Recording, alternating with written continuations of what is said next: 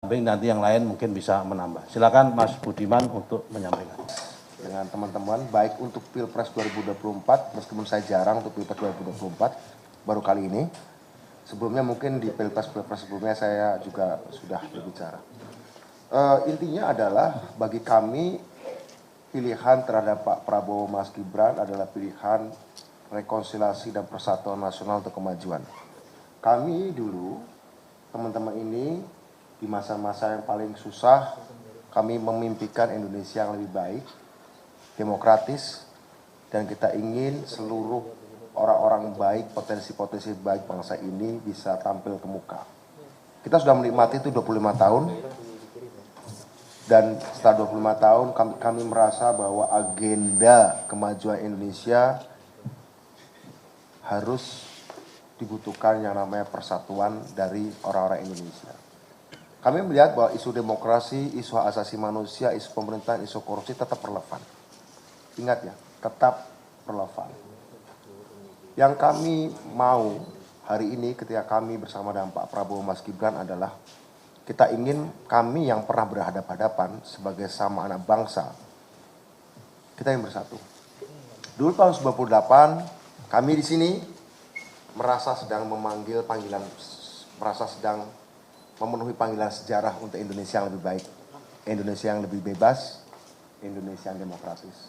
Dulu Pak Prabowo ada dalam posisi memenuhi panggilan tugas negara.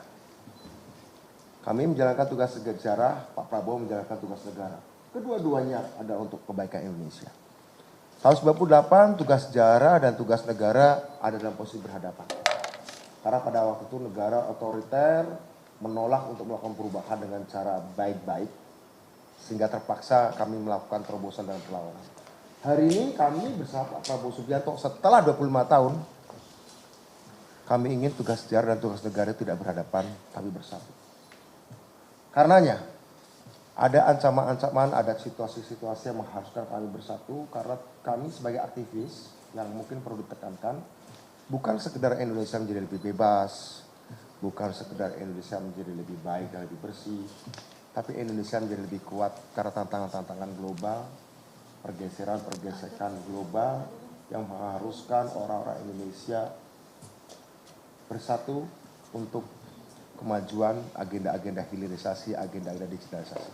Bagi kami, komitmen hak asasi manusia harus diletakkan dalam kerangka untuk membuat bangsa Indonesia lebih sejahtera, anak-anaknya lebih sehat, akses pada informasi tidak diganggu, tidak terjebak pada disinformasi.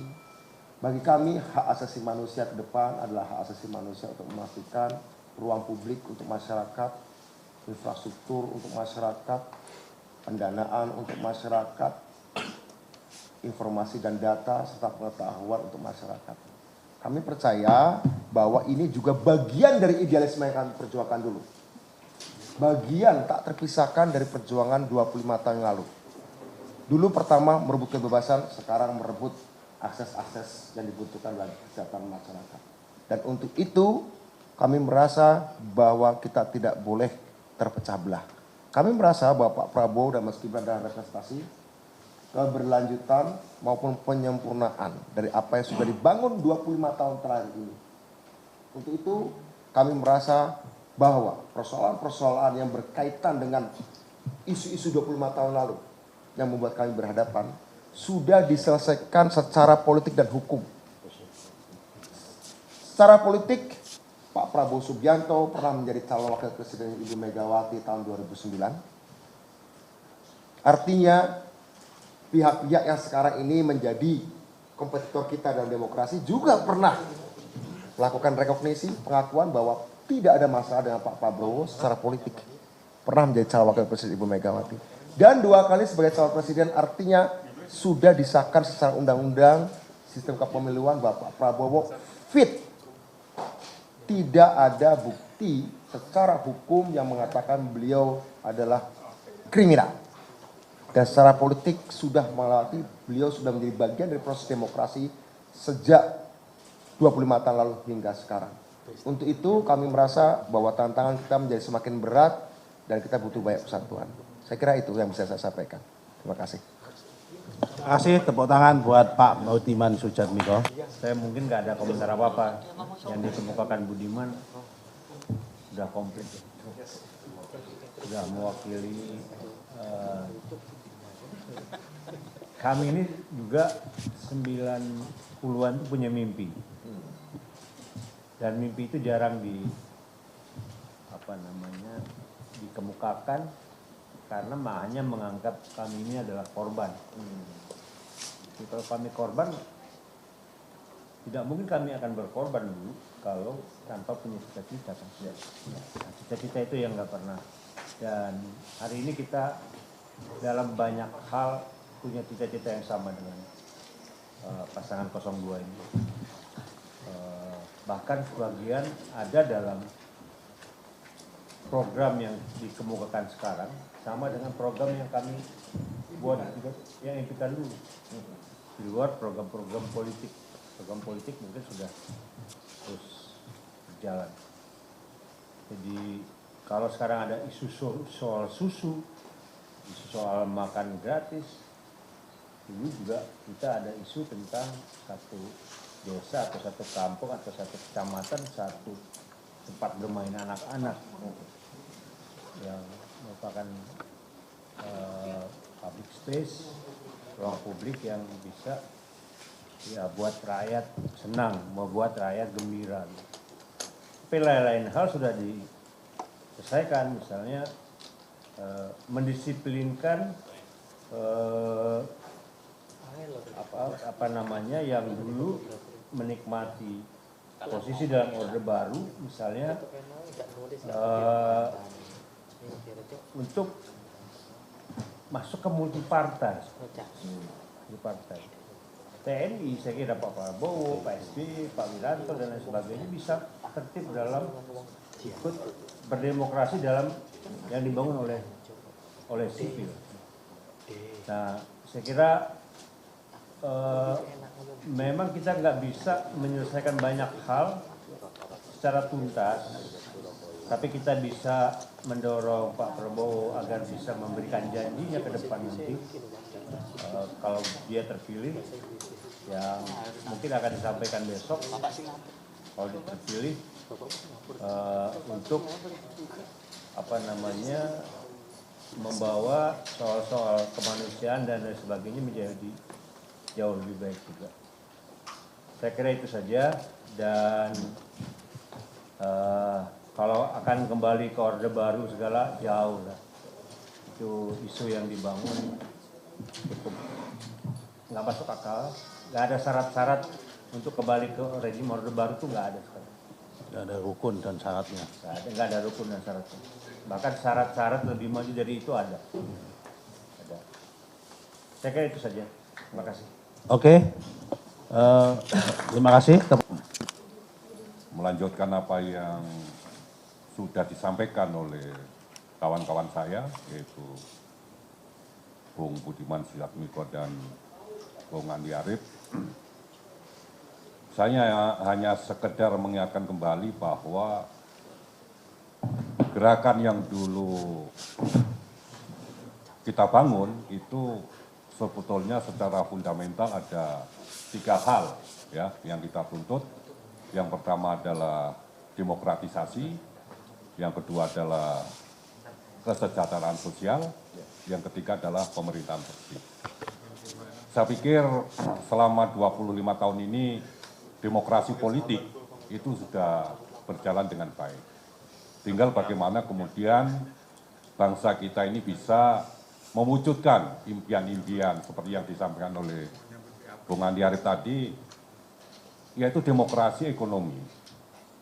Demokrasi ekonomi yang kita masukkan di sini adalah bagaimana kemudian kita bisa mewujudkan ya kesejahteraan masyarakat ini secara merata.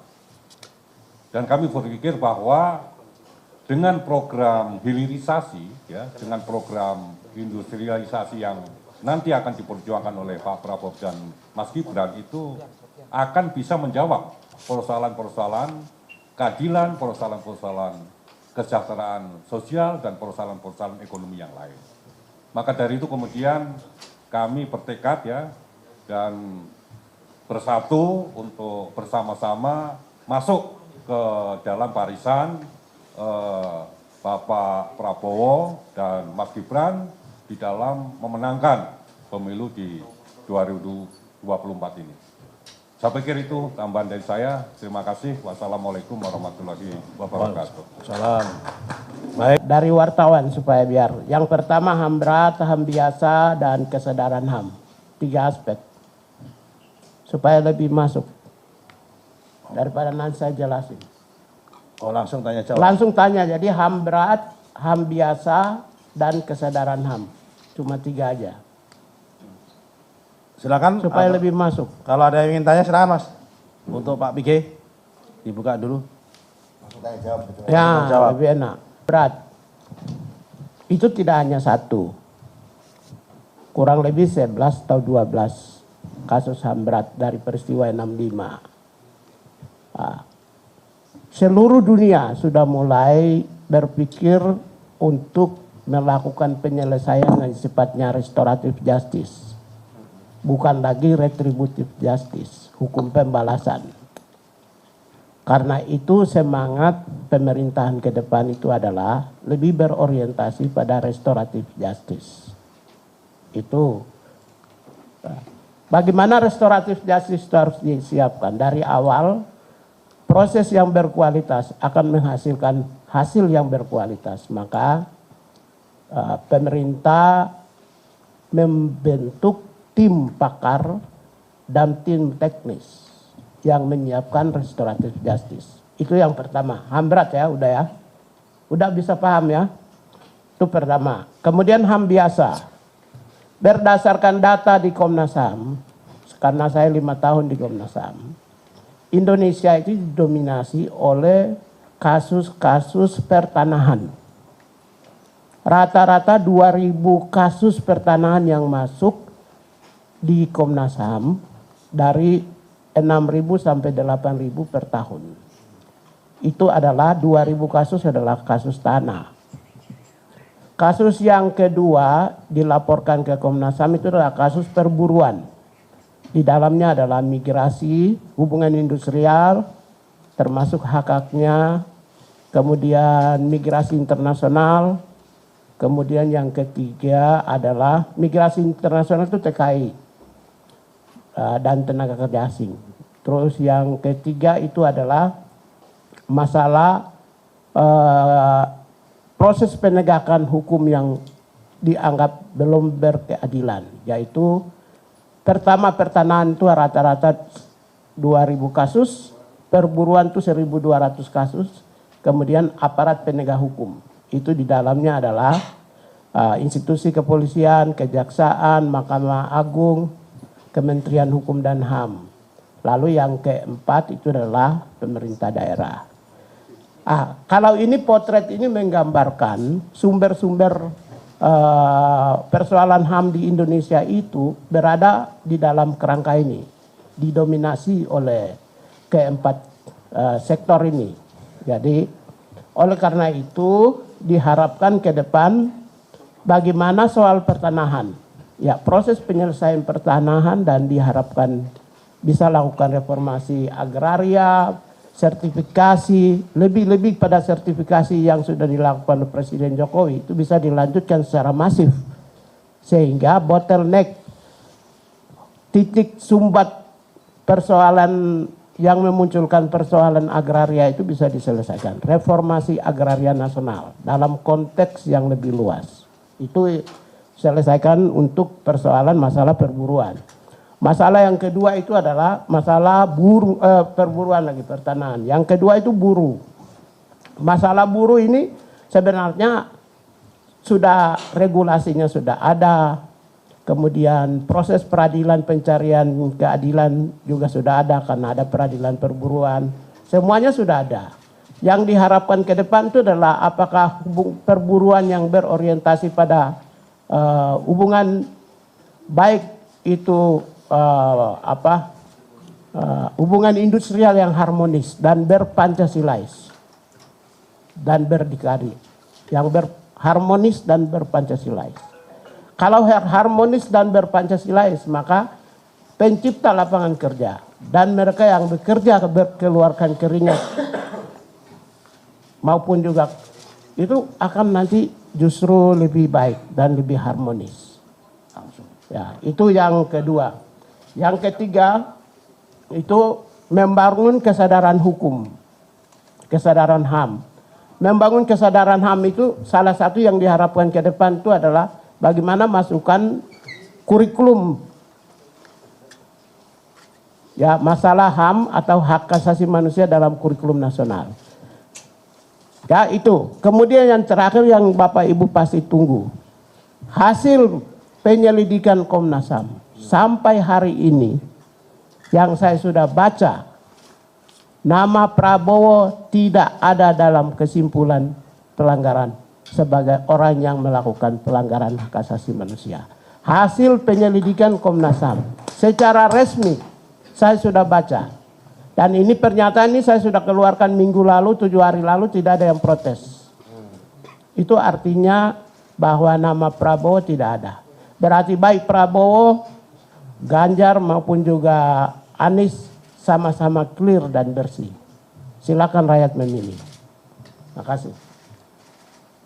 Baik, silakan Pak. Sudah menjadi bagian dari faktisitas politik ketimbang hukum gitu ya. Pada kenyataannya secara hukum tidak pernah ada dakwaan terhadap Pak Prabowo sampai hari ini. Jadi bagi saya dalam konteks perubahan politik ke depan, di mana tersedia peluang yang berdasarkan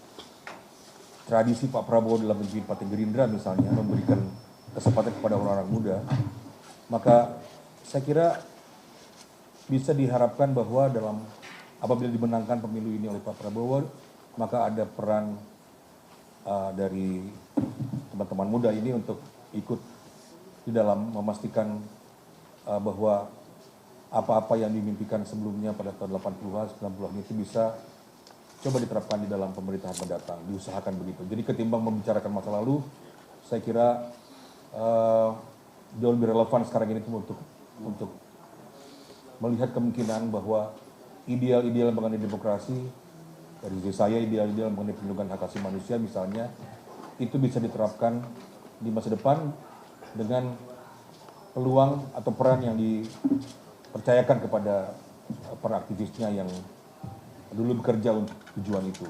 Jadi saya kira sekali lagi bahwa yang penting sekarang ini bukanlah menggali-gali, mengungkit lagi faktisitas politik itu yang setiap tahun berulang gitu, tapi tidak pernah ada dakwaan juga gitu. Bisa dikatakan juga civil society dalam hal ini juga belum berhasil untuk dalam perjuangan itu.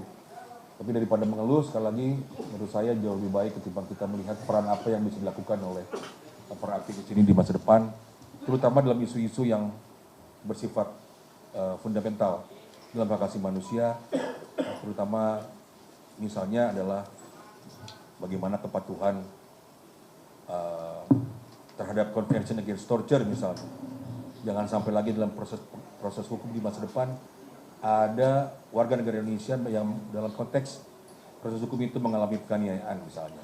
Jadi disiplin terhadap ratifikasi yang sudah dilakukan oleh Indonesia terhadap Konvensi Against Torture atau penyiksaan misalnya, itu adalah penting untuk dipastikan, dan kita semua tahu bahwa sebetulnya mandat untuk atau kewajiban untuk memenuhi hak asasi manusia itu terletak pada tubuh negara, dan dalam hal ini tentu saja sebagai presiden di pundak presiden gitu. Jadi kalau presiden mendatang bisa memastikan misalnya warga negara Indonesia tidak lagi mengalami penyiksaan di dalam tahanan misalnya, saya kira itu adalah satu kontribusi yang maju. Juga perlu diingat bahwa yang namanya civil and political rights itu hanyalah salah satu cabang di dalam hak asasi manusia. Ada hak-hak ekonomi, sosial, dan budaya yang juga perlu mendapat perhatian. Ada hak terhadap lingkungan yang juga perlu mendapatkan perhatian. Itu semua adalah cabang-cabang hak asasi manusia. Orang selalu bilang sekarang ini, you have to speak about environmental misalnya. Itu environmental ethics misalnya. Ke depan para aktivis hak asasi manusia yang lebih menekuni isu-isu ekonomi sosial dan budaya maupun lingkungan, saya kira juga bisa mendapatkan peran atau diharapkan bisa diberikan peran yang cukup besar sehingga kita tidak selalu dirantai oleh peristiwa di masa lalu. Saya tidak mengatakan tidak penting apa yang menjadi problem di masa lalu itu, tapi sekali lagi konteksnya saya kira bukanlah dalam pilpres yang tujuannya cuma untuk mau menjatuhkan gitu. Itu harus merupakan satu endless efforts gitu dari setiap warga negara, terutama para aktivisnya, dan memastikan jaminan hak asasi manusia di masa depan, hari ini dan besok, bukan apa yang di masa lalu yang sekali lagi sudah terjadi dan pada kenyataannya sudah menjadi fasilitas politik ketimbang hukum. Terima kasih. Bung Andi Arief dan Jabo, Rahlan Vijay, mereka itu adalah fakta sejarah di mana yang diduga penculikan dilakukan oleh Prabowo dan secara tegas berkali-kali kita dengar mereka memberikan jawaban yang lugas bahwa Pak Prabowo itu tidak terlibat, ya, seperti yang terus-menerus diglorifikasi, diresonansikan seolah Pak Prabowo itu adalah pelanggar HAM. Itu pertama.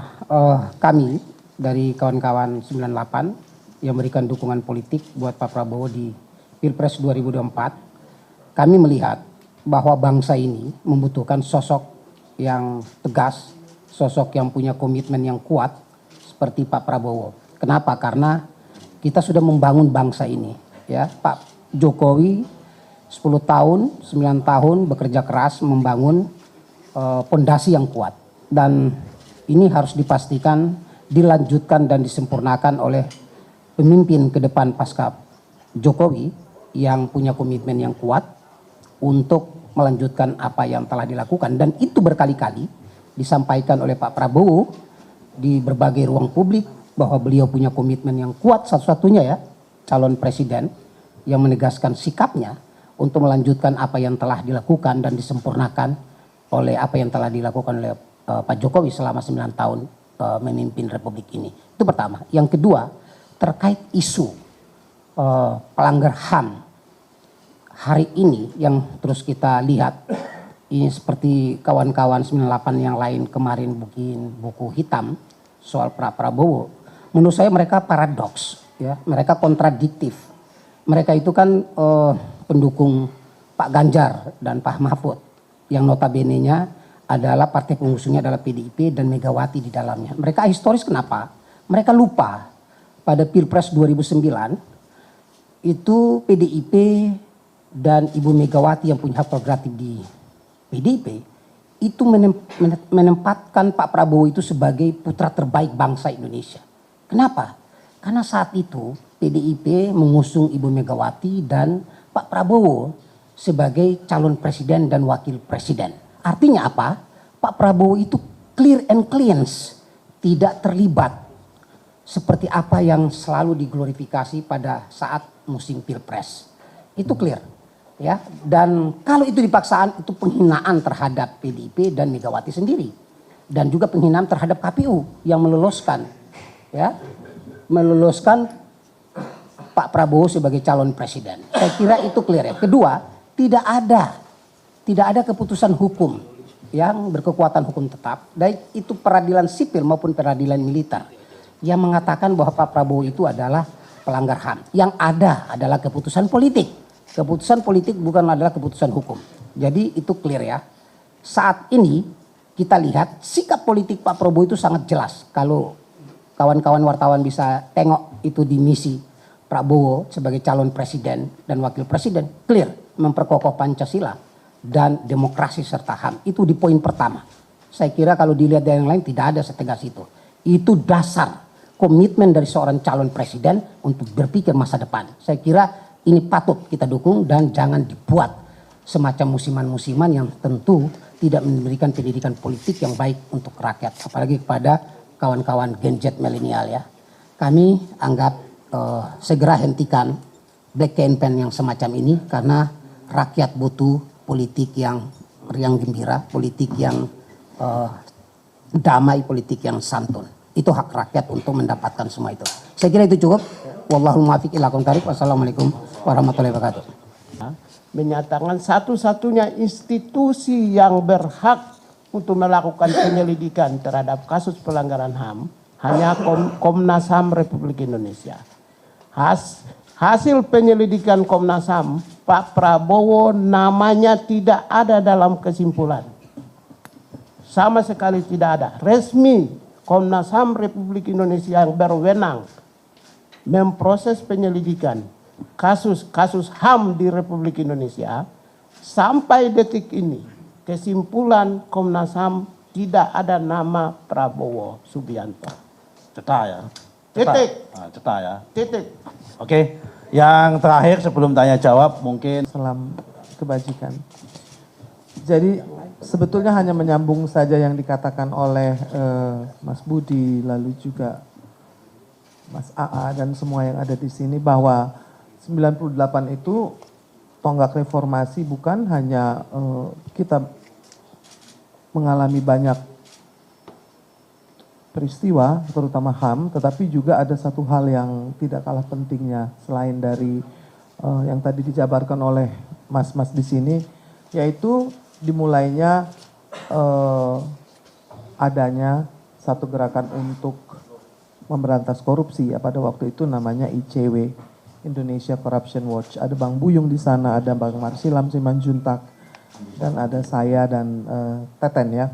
Nah, dalam perjalanan sejarah kita ingat ya bahwa dalam salah satu TAP MPR itu mengatakan bahwa memang Indonesia harus segera mendirikan satu lembaga yang khusus untuk menangani korupsi. Kenapa dipentingkan?